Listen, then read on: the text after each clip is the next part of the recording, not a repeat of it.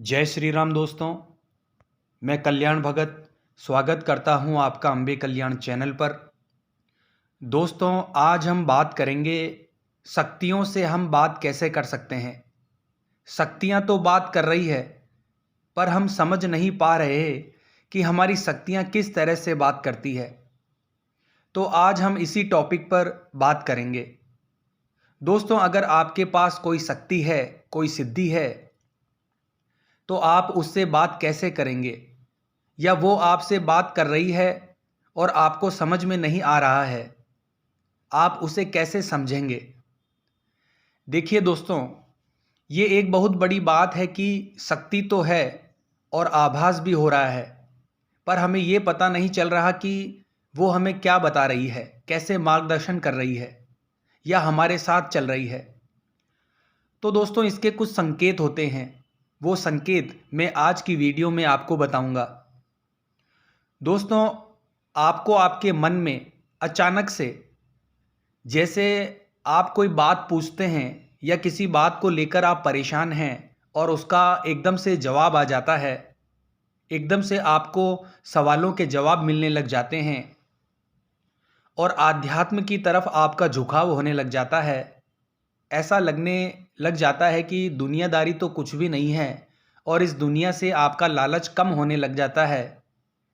धीरे धीरे आप आध्यात्मिक मार्ग में बढ़ते हुए साधक बन जाते हैं।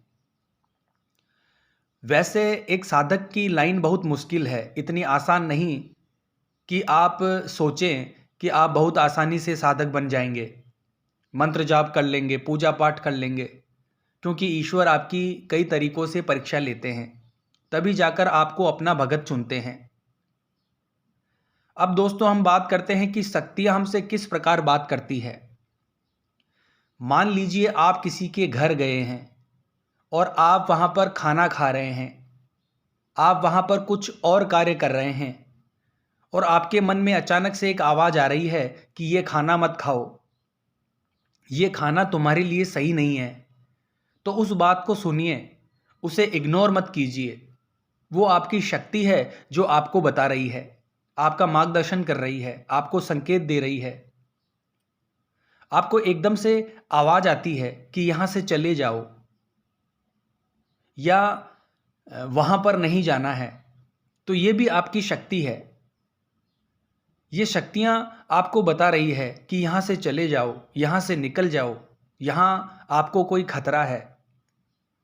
आपको खतरों का एहसास होने लग जाता है, आपको घटनाओं के बारे में पता चलने लग जाता है। तो ये शक्तियां ही आपसे संपर्क साध रही है और इसी तरह से ही जवाब इन शक्तियों से के माध्यम से आपको मिलते हैं, मन के द्वारा। यानी मन में आपको जवाब मिलते हैं। तो आपके मन में आवाज आती है। मान लीजिए आप पूछ रहे हैं कि क्या मैं ये कार्य कर सकता हूं। आप कोई नई जॉब करने जा रहे हैं, कोई मकान खरीदने जा रहे हैं, कोई कार्य करने जा रहे हैं, कोई चीज़ खरीदने जा रहे हैं, तब भी आपको एकदम से आवाज़ आएगी कि हाँ, खरीद ले, ये तेरे लिए बहुत अच्छा है।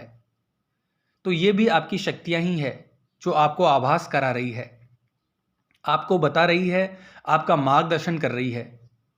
पर इसको समझना आपको ही है दोस्तों। देखिए, छोटी से छोटी बात आपकी शक्ति आपको बताती है। आपके ऊपर कोई खतरा आने वाला होता है तो भी आपके मन में जो आवाज़ आती है, वो कोई और नहीं बोल रहा होता, वो आपकी शक्तियाँ आपको बता रही होती है। इसके साथ ही स्वप्न सिद्धि आपको मिल जाती है और आपके जो कर्म हैं, आप कैसे इंसान हैं, आप कितने अच्छे हैं, आप कितने अच्छे कार्य कर रहे हैं, तो उतनी ही अच्छी आपकी शक्ति होगी, उतनी ही साफ आपकी शक्ति होगी। आप जितने निर्मल स्वभाव के होंगे, उतनी ही अच्छी आपकी शक्ति होगी। जिस भी देवी देवता की आप पूजा कर रहे हैं, उन्हें सर्वप्रथम लेकर चलिए।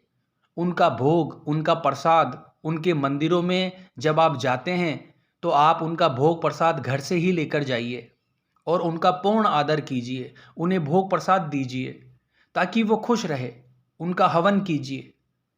दोस्तों, शक्तियाँ जो आपके लिए अच्छा नहीं है, जो उनको पसंद नहीं है, जो अच्छे लोग नहीं हैं उन्हें वो आपसे दूर करती रहती है। उसका यही कार्य होता है कि मेरे भगत और मेरे बच्चे के लिए जो चीज़ अच्छी है मैं वही उसके पास आने दूंगी।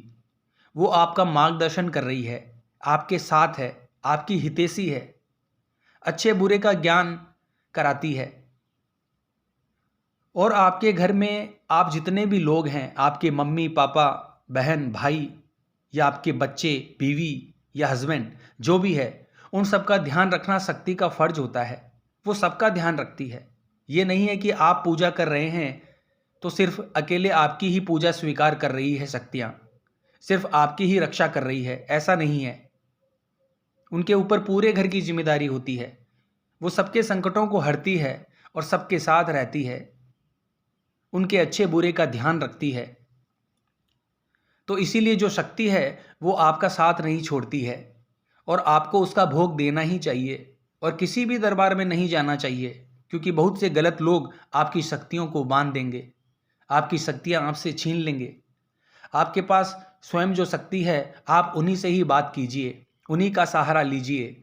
जब आप उन पर निर्भर हो जाएंगे तो वो आपका साथ कभी नहीं छोड़ेगी। आपके मन में जो आवाज़ आती है उस आवाज़ को समझिए और उसको समझकर आप अपनी पूजा का स्तर बढ़ाइए। तो आशा करता हूँ दोस्तों आज की ये जानकारी आपको अच्छी लगी होगी। तो कमेंट बॉक्स में हर हर महादेव जरूर लिखें। जय माँ अम्बे, जय श्री कल्याण।